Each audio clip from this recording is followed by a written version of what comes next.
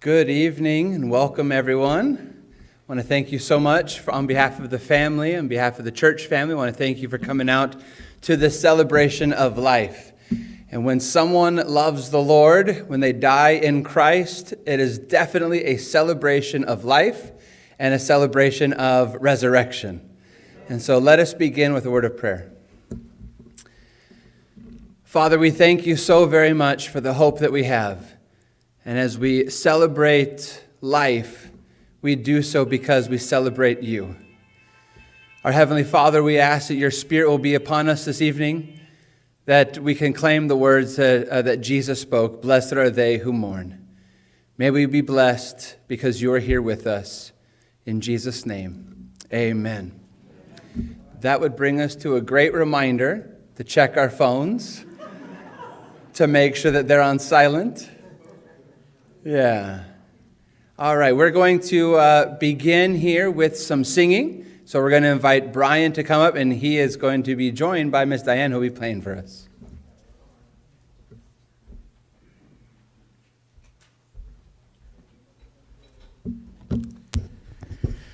Good evening. One of Carol's great joys was to sing, and to be sung to.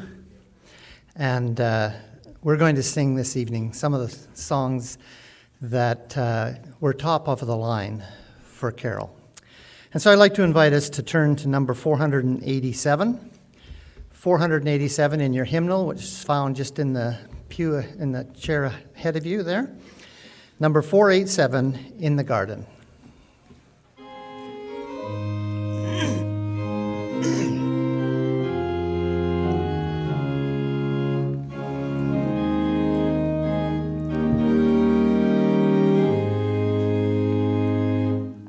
I come to the garden alone, while the dew is still on the roses, and the voice I hear falling on my ear, the Son of God discloses. And he walks with me, and he talks with me, and he tells me I am his own. And the joy we share as we tarry there, none other has ever known. He speaks, and the sound of his voice is so sweet, the birds hush their singing, and the melody that he gave to me within my heart is ringing. And he walks with me, and he talks with me, and he tells me I am his own. And the joy we share as we tarry there, none other has ever known. I'd stay in the garden with him, though the night around me be falling. But he bids me go through the voice of woe. His voice to me is calling, and he walks with me, and he talks with me, and he tells me I am his own. And the joy he shares as we tarry there, none other has ever known. I was thrilled one day when I was leading song service and told Carol about the next song we're going to sing. And she says, you know, that is one of my favorites as well. I think she had a whole lot of them, quite honestly, but this one was number 529, Under His Wings, number 529.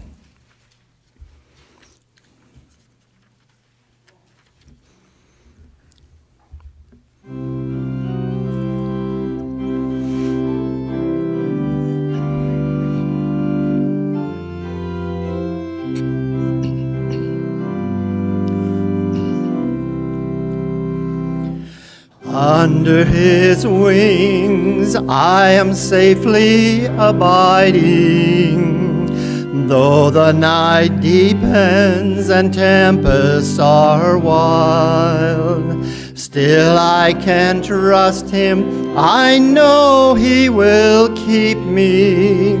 He has redeemed me, and I am his child. Under his wings, who from his love can sever? Under his wings my soul shall abide, safely abide forever. Under his wings, what a refuge in sorrow. How the heart yearningly turns to its rest. Often when earth has no balm for my healing, there I find comfort, and there I am blessed. Under his wings, who from his love can sever? Under his wings my soul shall abide, safely abide forever. Under his wings, oh, what precious enjoyment! There will I hide till life's trials are o'er. Sheltered, protected, no evil can harm me. Resting in Jesus, I'm safe evermore. Under his wings, who from his love can sever? Under his wings my soul shall abide, safely abide forever.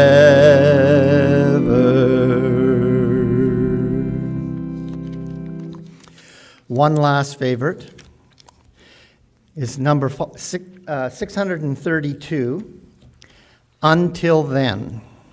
And I'm sure that's a favorite of many of ours as well as Carol. 632.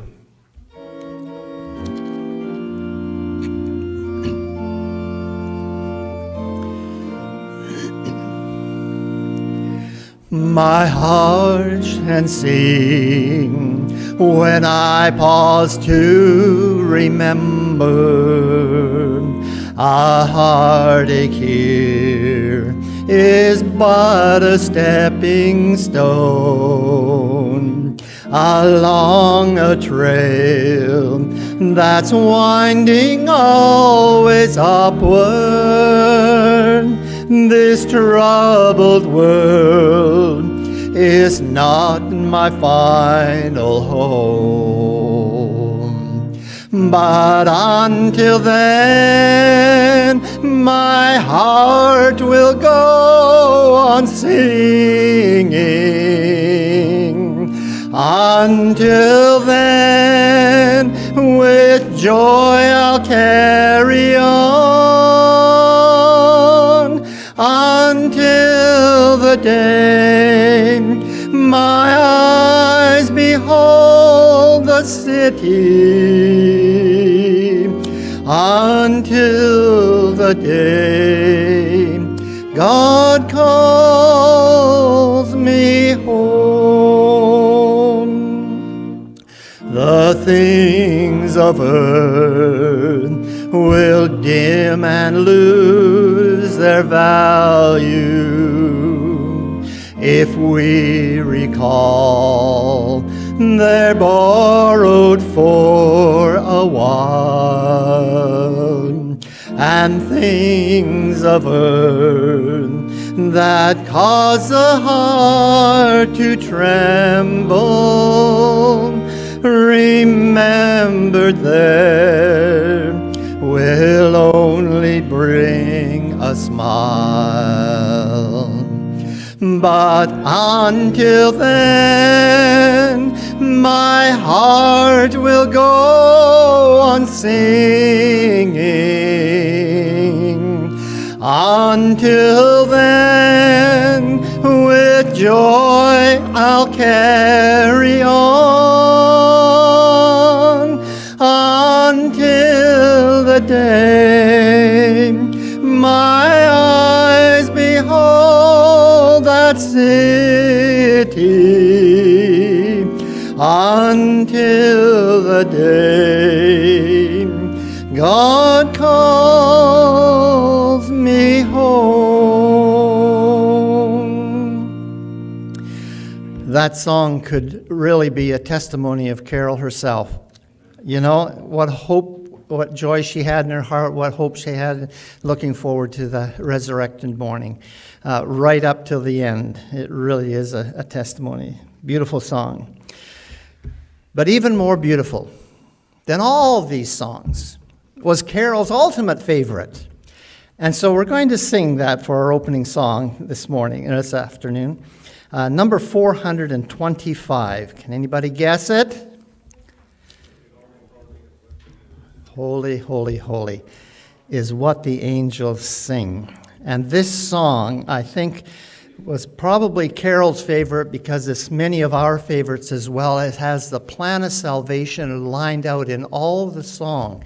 A beautiful depiction of how we, chosen people of God, are different than the angels even, because we've experienced something the angels have not.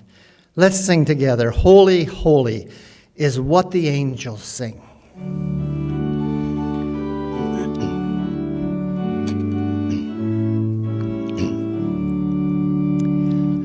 There is singing up in heaven such as we have never known, where the angels sing the praises of the Lamb upon the throne. Their sweet harps are ever tuneful, and their voices always clear. Oh, that we might be more like them while we serve the Master here. Holy, holy is what the angels sing, and I expect to help them make the courts of heaven ring. But when I sing redemption's story, they will fold their wings. For angels never felt the joys that our salvation brings. But I hear another anthem, blending voices clear and strong. Unto him who hath redemption, us and death brought us wrong. We have come through tribulations to this land so fair and bright. In the fountain freely flowing, He hath made our garments white. Holy, holy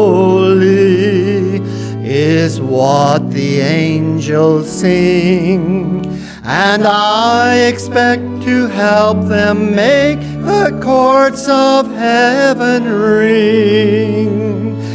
But when I sing redemption's story, they will fold their wings. For angels never felt the joys that our salvation brings. Then the angels stand and listen, for they cannot join that song. Like the sound of many waters by that happy blood-washed throng. For they sing about great trials, battles fought, and victories won. And they praise their great Redeemer, who has said to them, well done. Holy, holy is what the angels sing, and I expect to help them make the courts of heaven ring. But when I sing redemption's story, they will fold their wings. For angels never felt the joys that our salvation brings. So although I'm not an angel, yet I know that over there I will join a blessed chorus that the angels cannot share. I will sing about my Savior, who upon dark Calvary freely pardoned my transgressions, died to set a sinner free. Holy, holy is what the angels sing, and I expect to help them make the courts of heaven ring. But when I sing redemption's story, they will fold their wings. For angels never felt the joys that our salvation brings. Thanks for singing this afternoon.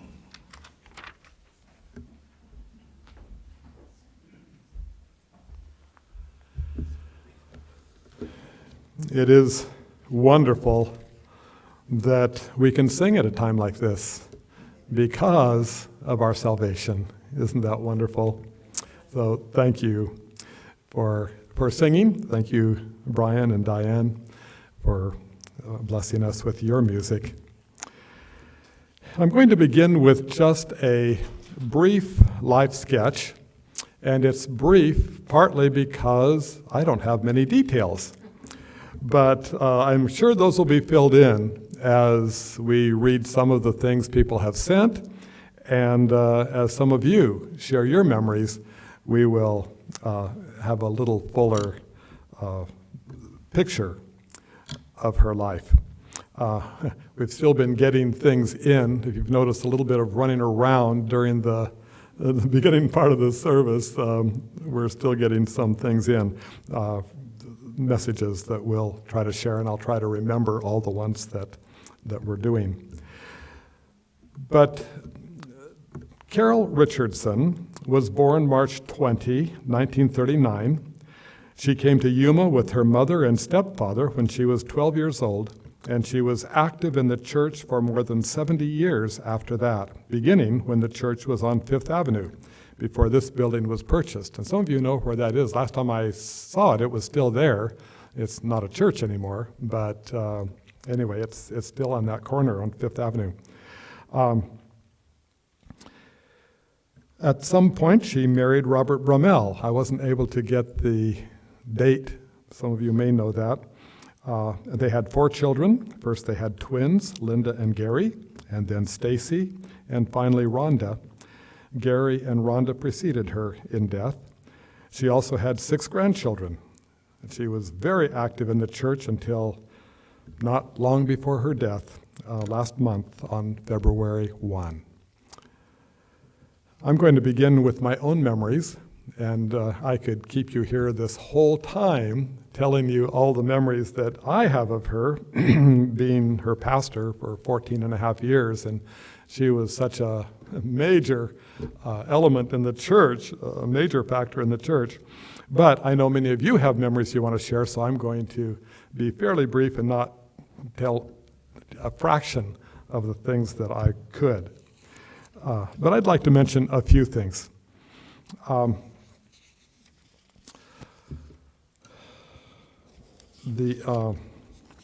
begin with, when I first came, I was only here 4 Sabbaths before we went to Rwanda.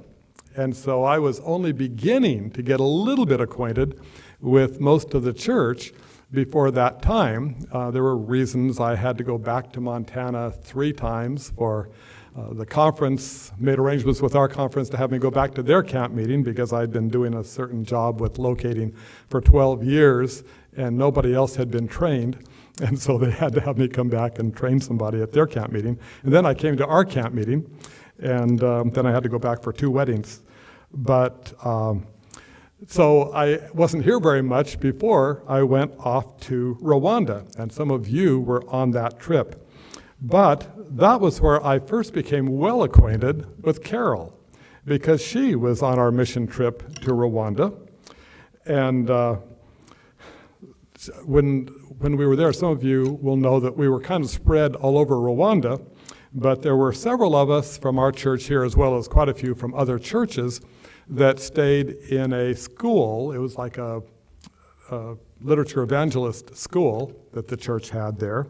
And of the ones from our church, the only ones I believe that stayed there were, besides me and Carol, there was also,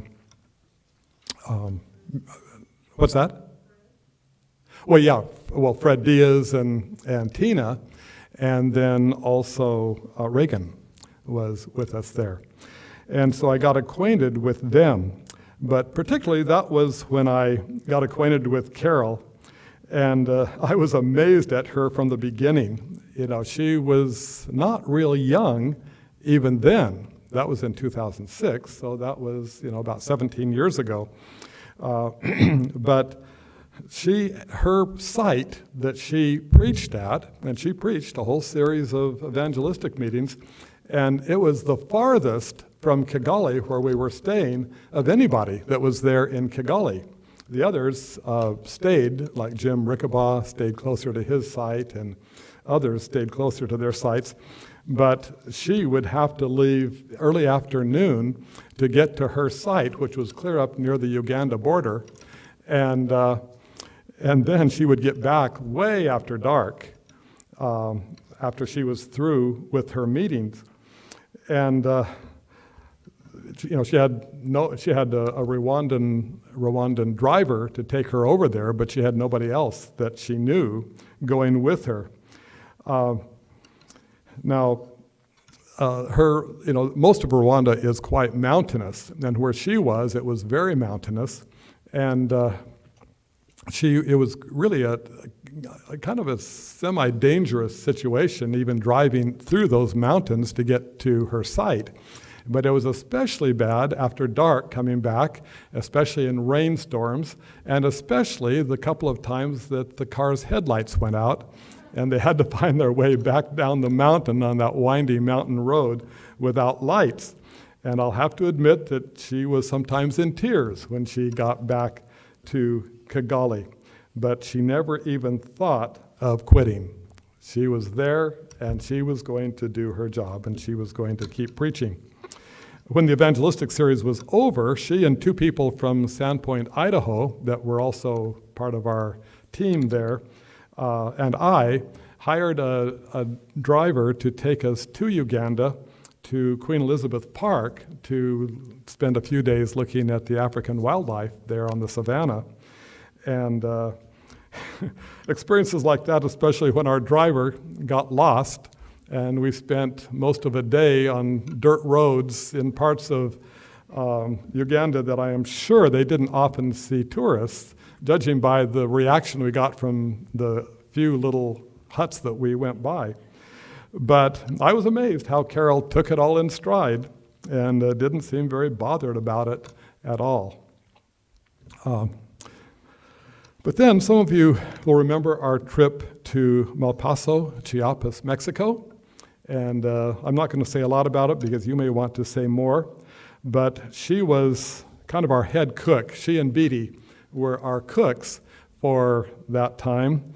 And it was very frustrating for her sometimes, getting the food items and that kind of thing. Fred Diaz helped her a lot, I think both emotionally and to get the food and so forth, because again, she was sometimes in tears, but with a lot of help from Beatty and considerable help from Fred too. She soldiered on and she kept us well fed, and we appreciated what she did for us. She also worked at times on the building site, not doing heavy work, but she was helping there, working hard. And when we got back, she told me several times through the years, boy, I'd like to go on another mission trip, but it never happened before. She was never able to do it. But she was quite a lady. Another big event that comes to mind was her 77th birthday on March 20, 2016, when she and Elsie Knight, some of you know her as well, who was about to turn 88 at that time, went with Brian Levitt and Elwin Kettner and me. And part of the time, you were with us too, Norma. But the two ladies and Brian and Elwin and I hiked up to the top of Telegraph Peak.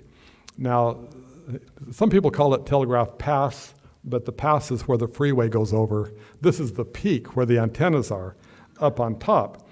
And the hike, as we took it, was about 4 miles, and it included more than 1,000-foot climb to the top where the antennas were, and then back down that very, very steep road.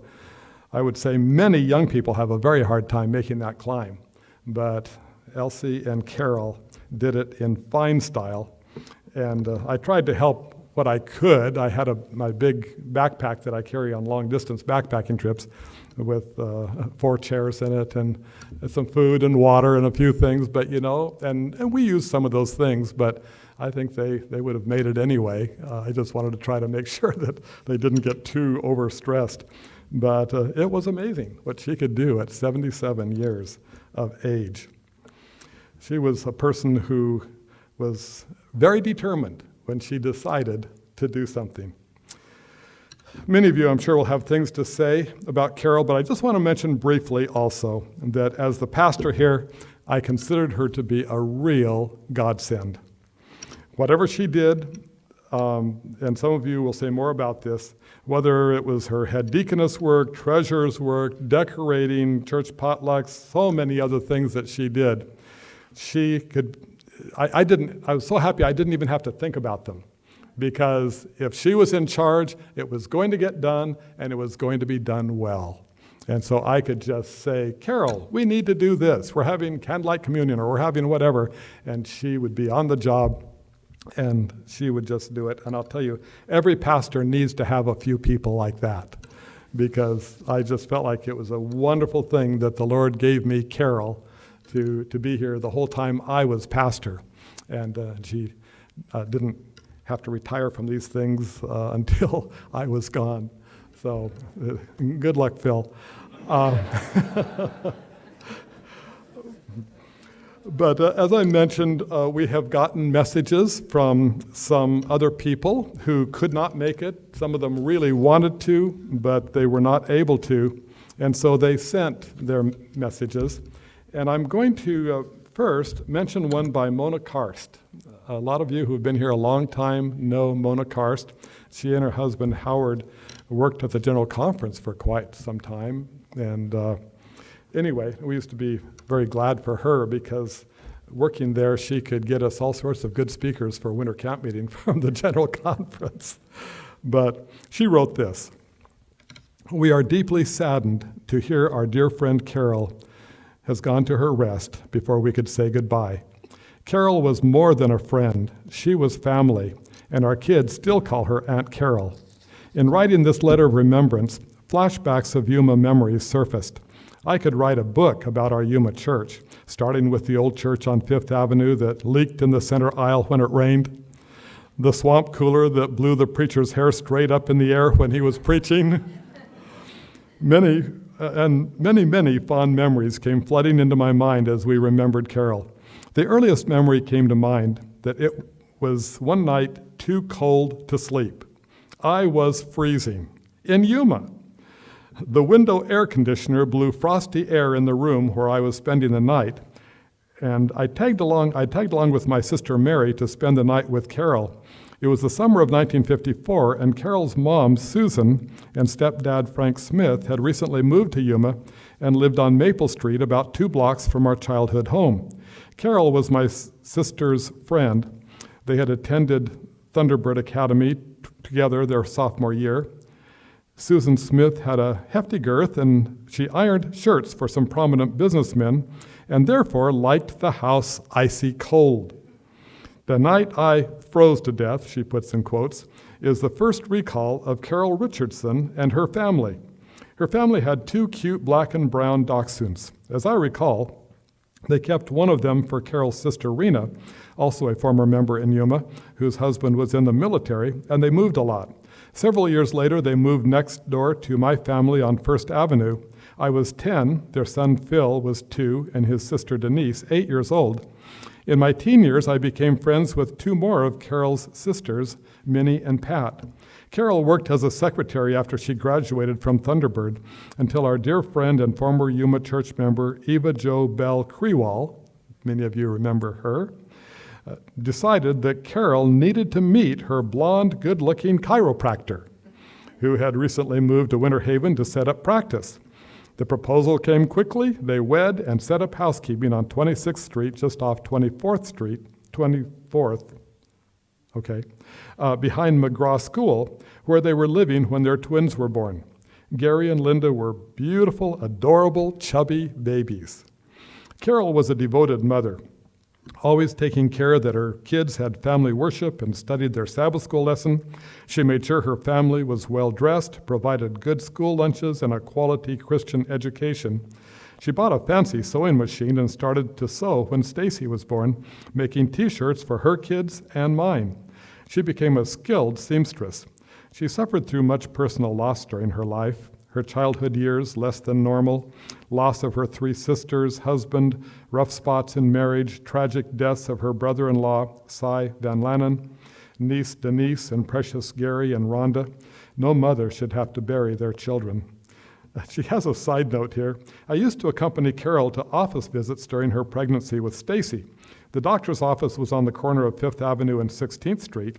He was a short German doctor with mustache, and at the close of the visit, because Carol was tall, he would stand up on a chair by Carol to give her a kiss, as was his custom. Stacy was the sweetest, cutest, blonde-haired, blue-eyed boy, always happy, and a crib banger during his early years. The summer of '63, when I finished my sophomore year of high school, I became babysitter for the twins during the summers, and when Carol and Robert would go out for special occasions or away for the weekend. Carol became more like family as the years flew by. Friends are so important to our lives because they bring companionship, support, and enrichment to life. Carol was all of those. When I left to attend my senior year at Thunderbird Academy, Carol helped me sew a wardrobe of new clothes, and then she and Robert drove me to Scottsdale and helped me move into the dorm. When I graduated in May 1965, Carol and Robert drove to Scottsdale for my graduation. We shared many personal and private conversations through the years. True friends, for sure. Carol was the confidant during our elopement in 1967. Howard and I needed a witness at the wedding chapel in Winter Haven. Carol agreed, joined us for the wedding, and provided a yummy small wedding cake for us at her home before we headed back to La Sierra College. Through the years, Carol's life touched many people. Ruth Counts, a dear former Yuma member, was lovingly cared for by Carol in her final years. And for several years, Carol's mother-in-law, Grace Brummel, lived with Carol and Robert.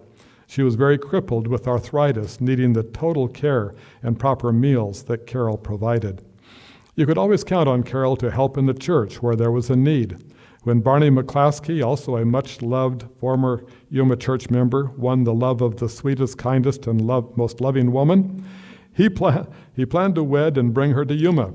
He soon realized his bachelor home was not ready for a new bride. Since those of us who helped to bring Dottie and Barney together no longer lived in the area, Carol jumped into action overseeing the cleanup of his house and yard. Two funny stories come to mind. Carol used to always bring her needlepoint projects to church meetings. During one church board meeting, Dan Williams, a former member who owned the Sherwin-Williams store on 4th Avenue, absent-mindedly kept clicking his pen. Carol could not stand any repetitive noises. For example, clicking pens, smacking gum, etc.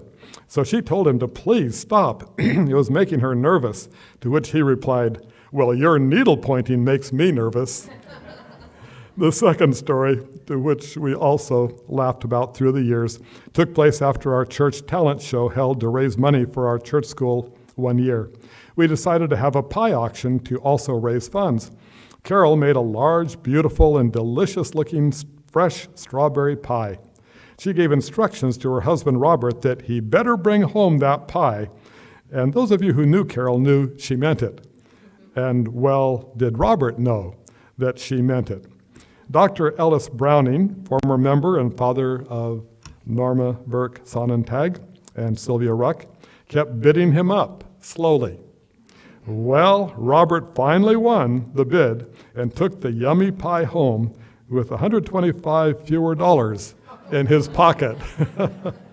And I might say that at that time, that was more money than it is now. Carol gave of herself in so many ways through the years for her sisters, Rena and Pat. She served the church in several capacities through the years: member of the school board, assistant church treasurer, Pathfinder teacher, VBS leader, and more after we moved from Yuma. She gave many years of her time, money, and resources teaching in the cradle roll and kindergarten divisions at church and Prescott Camp Meeting. She loved feeding people and was a delicious cook, heading up many potlucks, picnics, desert outings, Pathfinder meals, and camp meeting meals. She was generous, faithful, a friend you could count on. There are so many, many funny stories and happy memories of times, places, and activities spent with Carol and the Brummel family. It would take a book to relate them. Can't wait to tell her that the church held a memorial for her. I know she would have been pleased even though she requested no service. Will she ever be surprised? We can be thankful that we understand what happens at death because we know she hasn't caught us yet. Remembering all the fun memories and wonderful times we spent together as friends fills us with joy. Thank you to those who were able to visit, encourage, and help her during her last years. Extra special thanks, hugs, and love for faithful care goes to Beatty McClaskey, also one of the special kids I used to babysit. We are praying for you, dear Yuma friends, Linda, Carrie, and Stacy, that God will give you courage, strength, and love to help you through this loss. Carol was family to our family, much appreciated and dearly loved. We await with you that great getting up morning when the dead in Christ will rise and we will see the face of our Creator, Carol, and our loved ones. Best part is we will never experience the pain of death, nor be separated again. What a promise of hope that is. With much love and many prayers, Mona and Howard Karst. Mary Morgan Green, who I believe is her sister, wrote this. It is at times like this we are so thankful for the hope that we have in Jesus Christ, the one who loves each of us and is with us throughout our lives, the one who paid for our sins with his own blood and is eagerly waiting for the Father to tell him, "Son, go get your children." I don't know exactly what year it was that Carol and her family came to Yuma, but it seems to me we must have been in our pre-teens. Carol, her mother, and stepdad lived out near the highway in Gila Valley, and we became friends right away. I was so happy when they moved to within walking distance from our home on the mesa, and I spent many hours at their home. I enjoyed her mom's cooking, especially her homemade gluten steaks. Carol and I both went to Thunderbird Academy, but I finished my last 2 years at La Sierra Academy, then on to college and nurses training, so we didn't see each other as often. We always looked forward to spending time together when I came home on visits from college, and soon we both married and had families. There was a time when my family came back to Yuma for about a year, so our families had the opportunity to get acquainted, and our bond of friendship remained strong, even though we were separated by many miles over the years. The last time Carol and I were together was a number of years ago when she and Rena came for a graduation here at Southern Adventist University and stayed in our home in Ringgold, Georgia. That was special. Now we look forward to spending eternity with our friends and family, never having to say goodbye again.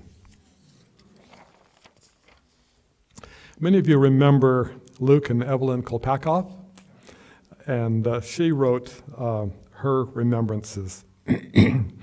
Carol was a wonderful person. She loved God, her family, her church, and her church family. Luke's and my memories of hers are very precious, and I, Evelyn, will tell you a few of them. She made her own gluten, and without a doubt, it was the best food that anyone had ever tasted. We used to tell her that if she and her gluten had been functioning in the Midwest, the meat-eating business would have gone broke. Lines were in front of her gluten dish at every church potluck. She had an unusual artistic talent, and it was always visible in her decorations in the church, especially at Christmas time.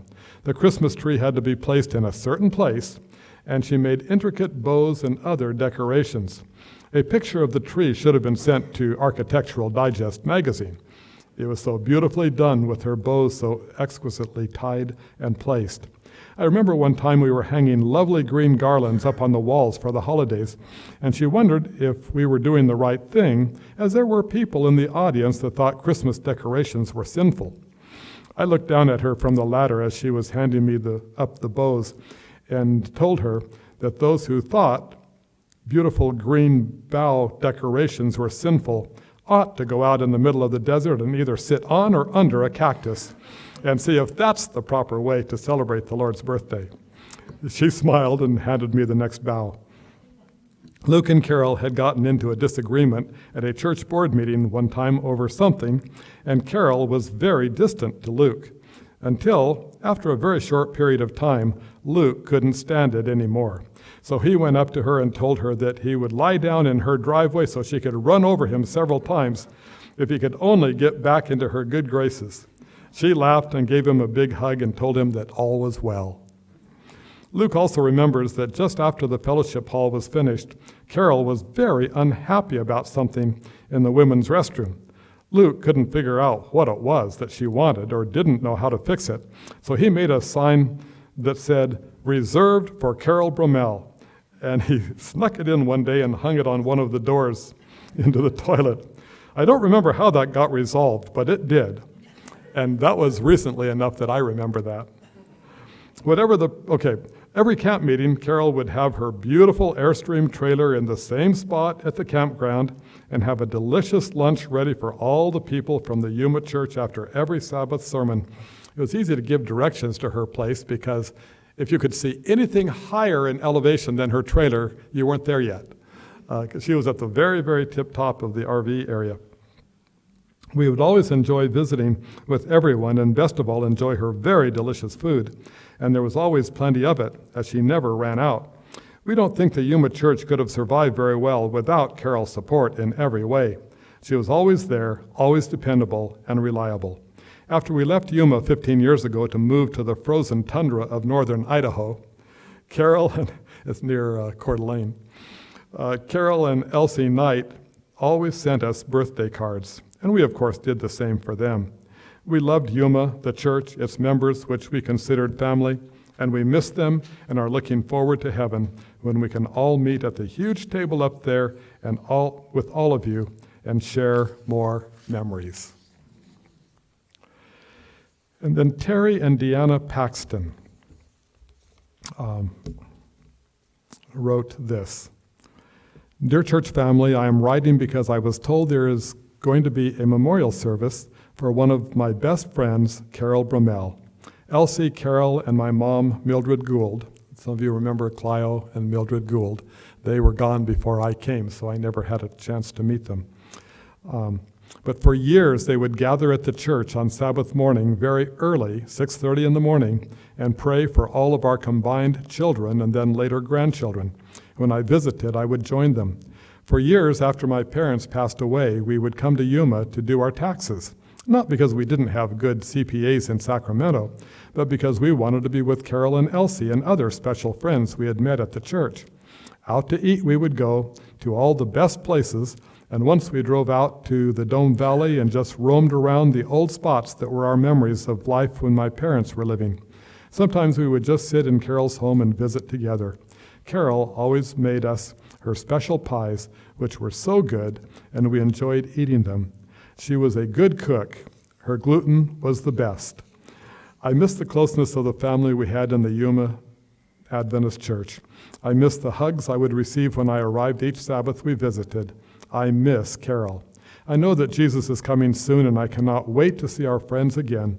Carol will be one of those that I can't wait to see.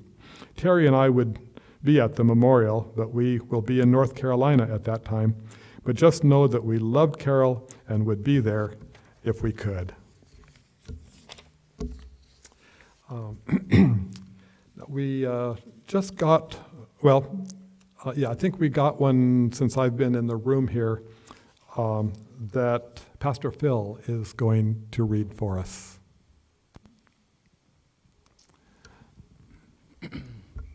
You could come up here. I'll read it from here. Okay. This is Mary Mackey, and she wrote, I'm sorry I cannot be with you all to celebrate the life of Carol Brummel. She was a great influence in my life, growing up at the Yuma Church and school. Her example in all she did was an inspiration to me, and that has shaped who I am today in continuing with determination to serve God and others. May we all continue the legacy that Carol has left us and carry the bright torch in this dark world. I look forward to Resurrection Day when we will be united for eternity with Carol. May we all be there. Okay. And now there's also a message from Rachel. At least I know her as Rachel Daniel. I know she has another name now, but Fred is going to read that one. You can come on up if you want, Fred.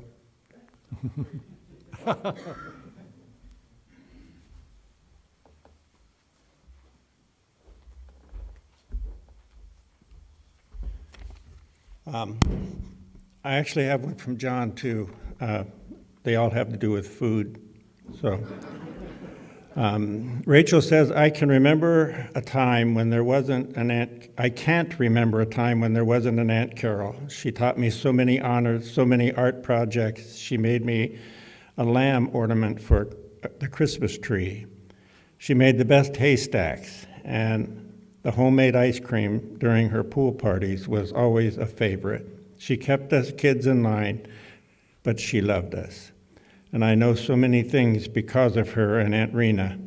I came home for a weekend last September, and I stooped to see her with Mom, and I am so thankful I did, and that we were able to talk on the phone. She's an amazing lady, and she lived an amazing life. And I can remember Carol, I always knew when she needed something done, because she would come up to me and put her hand on my arm and say, the widow Brummel has to have her trees trimmed, or she has a couch in the backyard that needs, or her washer went out and she needs, and so it was either me or Kevin that got to do all that stuff. Lucky us, huh? But she came to our house every Friday night, and we would have worship and we would have a meal, and then she would take some of the food and she'd take it home to Rhonda, because Rhonda liked the lentils. I didn't think she liked lentils, but anyhow. This is John. He said, when I think about the early Pathfinder days, which are some of my earliest memories of Aunt Carol and Aunt Rena, I remember having the impression that Aunt Carol's way of showing love was by feeding people. She may have also measured returning love by how much food you were able to eat in a sitting. She showed a lot of love and filled a lot of bellies over the years. Potlucks may never be the same. Thank you. And now, if I have gotten all the messages that were sent in, anybody know of any other ones? I'm going to now invite some of you who have indicated that you would like to say something to share with us, and you are welcome to come up and speak from here if you would like, or if you prefer not to come up here, Pastor Phil and Pastor Sam have microphones that they will bring to you. So it's your choice, however you want to do it. But I'm going to first call upon Kerry Neal, who is the husband of Carol's daughter, Linda, and he is going to share memories with us.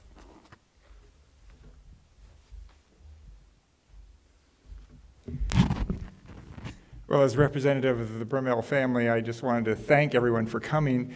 I know Mom would have rolled over in her grave if she knew we were doing this, or at least rolled her eyes, because, like she liked to do.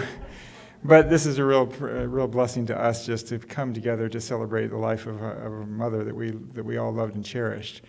I just wanted to say a few things. I can remember Mom really inviting me into the family. She made me feel right at home from the very start once Linda and I started dating.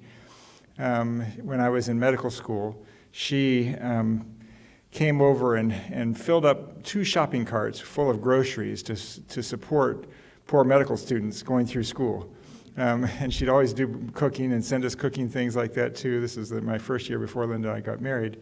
And it was just amazing how generous she was at supporting us. And of course, Mom was she was the Martha, I think, of the church. You know, her gift of service was service. I mean, that was her gift. And she cooked so many meals whenever we'd come home for Thanksgiving or Christmas. I mean, she was always just put out an amazing spread that we would stuff us. And she was always trying to fatten me up, too, whenever I'd come home. And it was never successful, as my wife hasn't been either. But Mom was a true blessing to get to know and so forth like that. She had her ways about her that, sometimes she could be very strict and roll her eyes about things and so forth like that. That made it tough sometimes for the kids. But yet we loved her, and we were so thankful for her many blessings that she showed us in our lives. Our wedding, we were married in this church many years ago, 39 years ago almost. Now. And she went all out for that wedding. It was a true, amazing production that she went through. She had decorated this used to be the fellowship hall, and she had these trees that she made that were decorated with dogwood flowers and so forth like that. And she was quite artistic. In fact, later in life, she took up painting. She was always creating crafts and then sewing. I mean, like it was mentioned already. I mean, she was amazing at her artistic abilities and the paintings that she got into the Southwest themes. It was painting all these things. It was amazing to see what she was able to accomplish and come up with. She took art classes for a number of years and became quite the accomplished artist. But in her later years, she suffered quite a bit with her falls and so forth. And then, of course, as mentioned earlier, the loss of Rhonda and then Gary when he was quite a young age. And so there was some major heartaches that she went through. But yet through it all, she kept her faith in God. And I remember, like was just mentioned, about her praying early Sabbath mornings with Elsie Knight and with her few close friends coming to church and praying for the children and the grandchildren. And that was such a blessing to us that she would come and pray for our children and she wanted all of her children to be united in the kingdom. That was her big dream.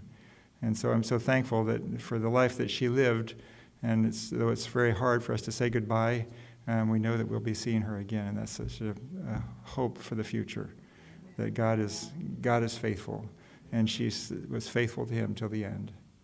Thank you. Thank you.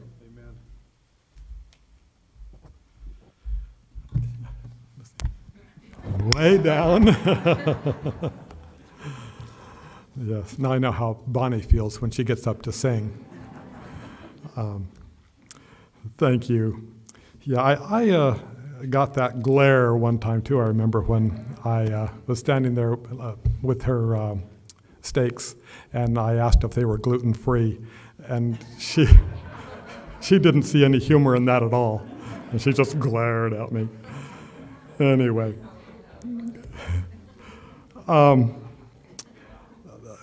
Beatty, would you like to share? You don't want to come up here, though? Okay, Pastor Phil will have a microphone for you. I've known Carol my whole life. Oh, up and close, okay. I've known Carol my whole life, and I don't cry. I don't cry in front of people. But I grew up knowing her as Mrs. Rommel. Very strict on that. And when she asked me if I would come and help her out at least one day a week, I was kind of surprised because, Carol, I was a little afraid of her. And but I really grew to love her. In fact, my grandson, my oldest daughter Reagan, her little boy calls her great grandma, and I'm very proud of that. I took care of her until she died. I had lots to say, but I can't think of it now. I started out just one day a week, and then it was 2 days a week. She was doing church stuff, the books, and it got where she was a little bit hard for her to do, and she wasn't keeping up with housework and just things, and so I would help her out. And at the time I was doing community service, so Wednesdays I was always busy, and then I was also working for my sister-in-law and taking care of her father. And so my father-in-law passed away, and then other things came up, and I quit doing community. I guess it was when she broke her hip, then I quit working for community service, and I was there 4 days a week and then 5 days a week, and pretty soon I was staying nights. It stopped being, Mrs. Bermel a long time ago, and she was Carol. But I can say that she's my friend, and I love her very much, and I'm really going to miss her. And it makes me want to work harder for heaven. I want to be there, and I want to see her. Amen. Thank you. Yeah, I think for all of us, there is so much we could say. And the Wilsons, Mike and Leslie, are here somewhere. Oh, and I'll let you can come up here if you want, or you can, okay. Yeah, we're the Wilsons. Oh. I don't know if I can do this.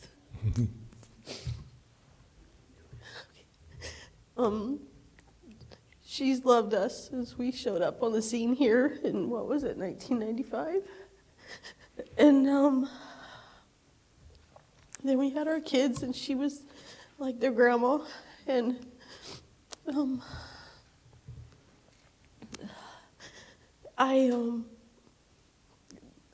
this church has been such a blessing to us.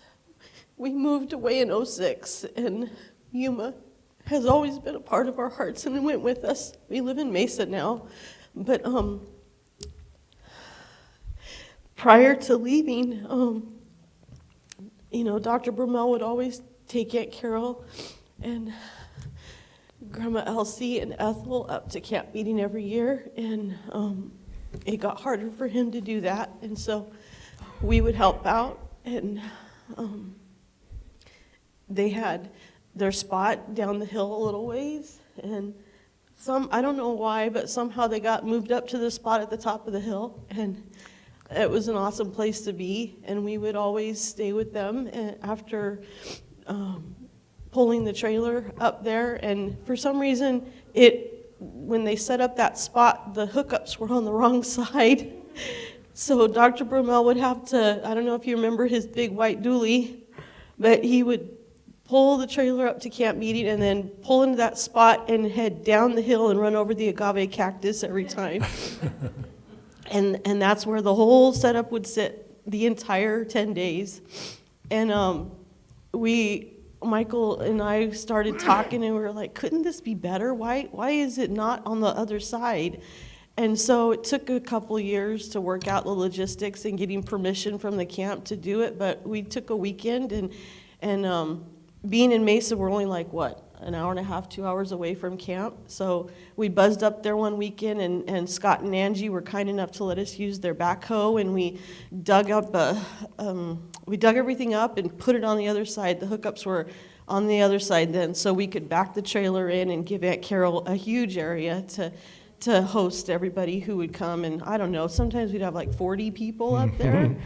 Some lot of people. Sabbaths, yeah, and she would just cook up a storm, getting ready beforehand. Beatty would be there helping. Bobby Joe would be there helping get food ready to come feed all of us. And so those are good years, though. We when she wasn't able to make camp meeting anymore, that was really hard to not do that. That was part of our schedule. We knew every June that's where we would be. We would come here, pick her up, pick up the grandmas, and we would all head up to camp meeting together. So, and she loved books. Every year she would buy so many books and so much veggie food, and we would haul all of that home. And now that she's gone, all those books are left over. And so one of the things that Linda and Carrie asked us to do was please make sure those books go somewhere special. And it turns out that, her love of Africa. Mm-hmm. There's a family in our church in Gilbert that started a school in Liberia.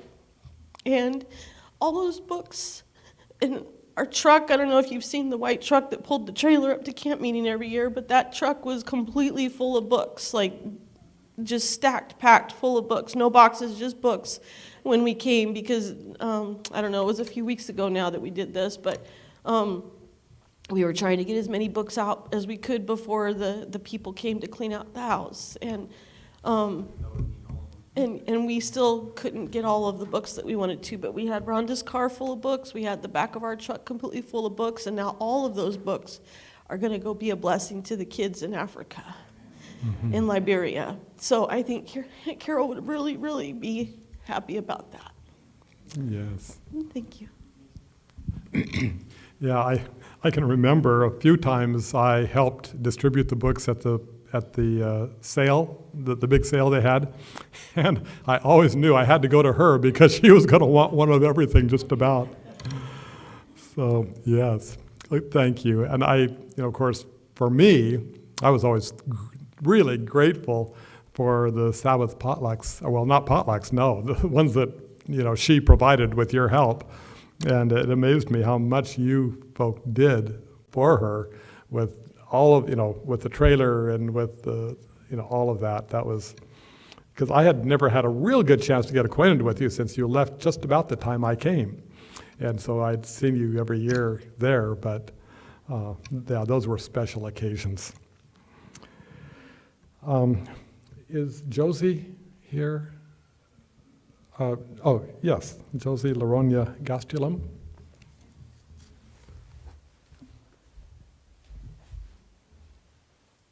I didn't see you sitting over there. I got to follow Leslie. All right. My name's Josie. So Aunt Carol was a huge blessing through all phases of my life. As a child, I had her as one of my Sabbath school teachers. Her and Dr. Masalamani would give us a quarter for knowing our memory verse. So would I study all week? No, I wouldn't. Dad or Mom would drive me to church, and I'd be cramming for the quiz so I could get myself that shiny coin for a lollipop at the corner store. But at Pathfinder, she would cook for our whole club, and she'd feed a crowd and make it look easy, and that's been said so many times tonight. Have you ever tried to do that? Feeding a large amount of people? I have, and it takes organization, and you better be prepared with direction for those assisting you. I also recommend making sure you know what is packed before you leave for the camp out. Right, Kevin? Yes. Yeah. So it just works better. If you didn't like what was on Aunt Carol's menu, well, that's pretty sad for you. I didn't dare try to get out of cleaning up. During Pathfinders, I worked on the swimming honor in her pool. I think Gwen might have been my leader then, but anyhow, Steve already knew how to swim. That's Dr. Masalamani's son. He already knew how to swim, and I had to pretend like I wasn't terrified of drowning, going down the giant slide or jumping from the side. I figured eventually I'd hit the bottom and I could just push off as hard as I could to come back up. Somehow my skinny twig legs back then treaded water fast enough to stay above where the air was, and I think that's where all my anxiety started, was maybe in that pool, but I'm okay. Aunt Carol was always proper, always put together, kind, respectful, and she expected the same from us, or else we were going to hear it. But as Rachel mentioned, Aunt Carol would always have a hug for you as well.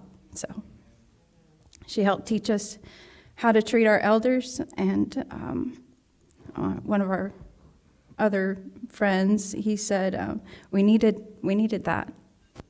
And I told him, yeah, it helped make us who we are.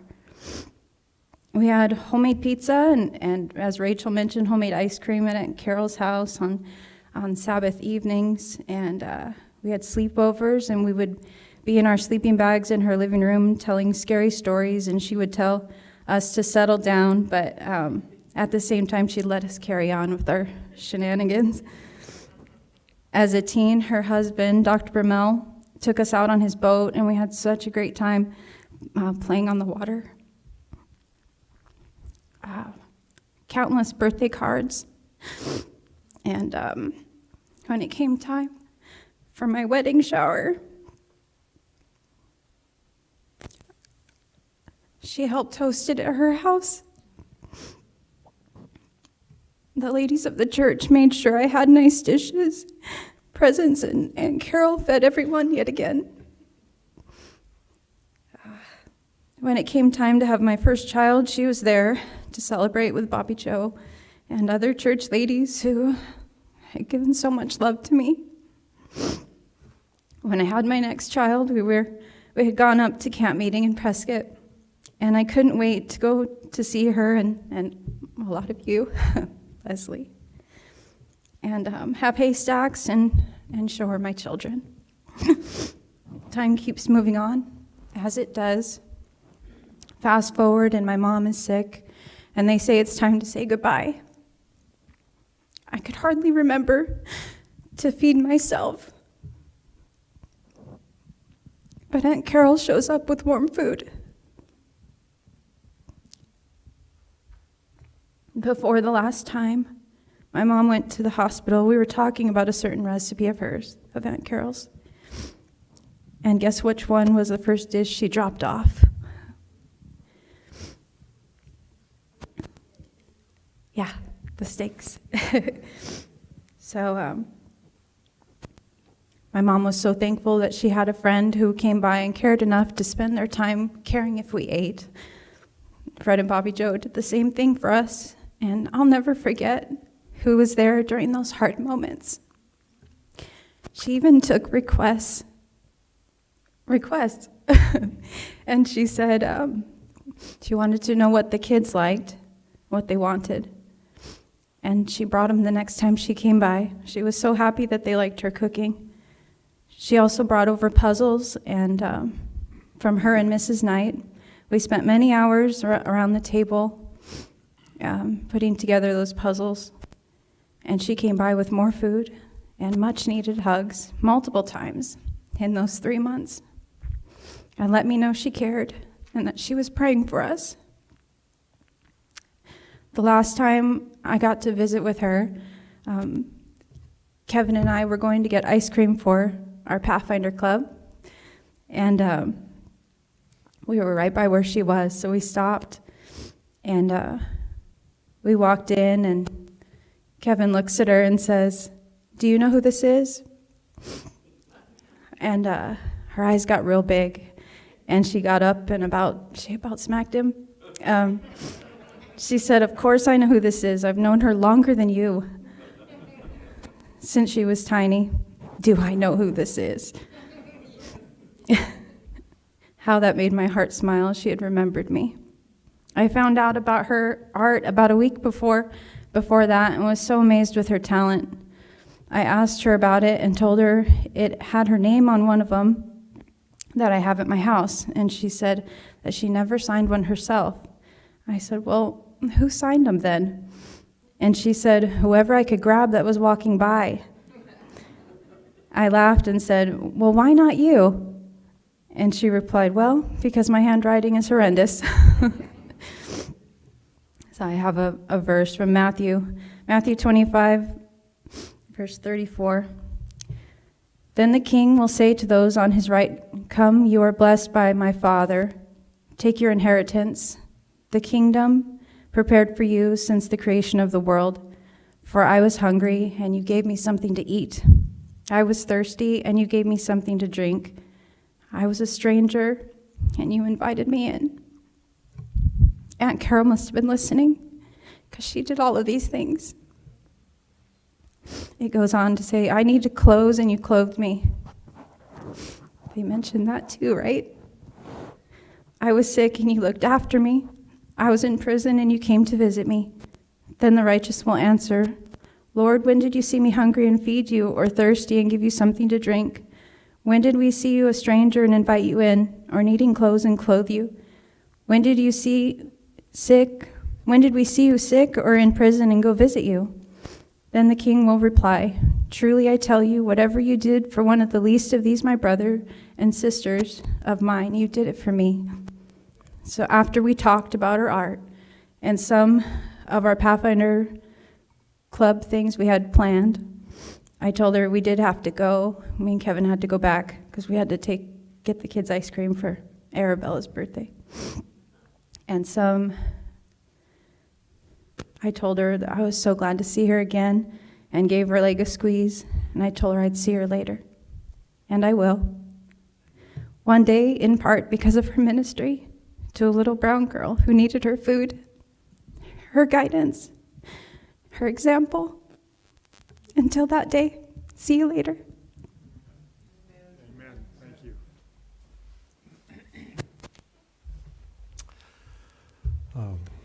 Brian, would you like to share?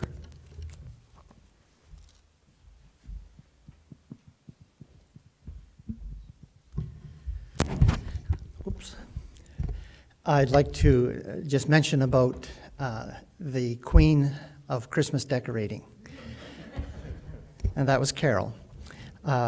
Carol is in charge of decorating the church at Christmas time, including the wreaths and the boughs and all the other decorations, the lights and everything. It was her baby, as well as the Christmas tree out in the lobby of the church here. But somehow, in the process of time, my friend Elwyn and I and our wives, Jan and Elaine, got hired onto her crew. And so we had the opportunity to come and get all the supplies out of the storage area, bring them in, and start putting them up. And I can remember putting up the wreaths, and Carol was in charge. We may have been doing a lot of the work, but she was in charge. And we'd put up a big wreath over here on the wall, and then I can remember sticking a bow on it, and it was done, I thought. And then I would see Carol move over, take the bow, straighten it, put it in the right place, and put it back on again. And Beatty, you were with us on all those trips as well, another hired hand here. And there's probably others as well. But every year it was always the same. You know, we thought that we could put the bows up on the high places for Carol because, you know, it's not right for her to go up on the ladder.